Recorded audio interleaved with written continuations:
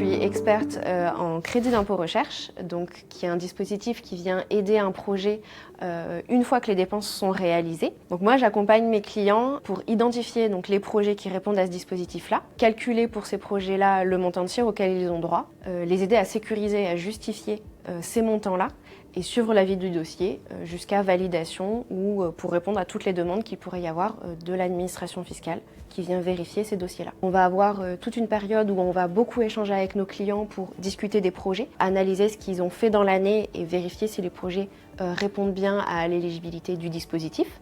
On va avoir toute une autre partie de l'année plutôt sur le premier semestre qui correspond au calcul du CIR. Donc là, on va plus faire du traitement de la donnée. On va interagir avec nos clients quand même pour comprendre les données qu'ils nous envoient, collecter d'autres éléments. Et ensuite, sur l'été ou la fin d'année, on va avoir une période qui est plutôt liée à la rédaction et à la justification de ce qui a été déclaré. J'ai un portefeuille de clients orienté industrie, mais dans l'industrie, il y a des problématiques très complexes et très différentes, que ce soit dans la chimie, l'automobile, l'aéronautique.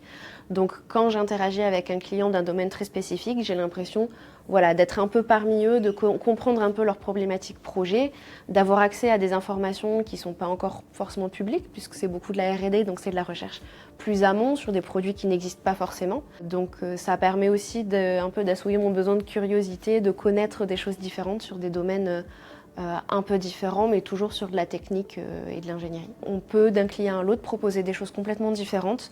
Il y a des clients chez qui ça va fonctionner, d'autres chez qui ça va pas fonctionner, et donc on va proposer des choses un peu nouvelles.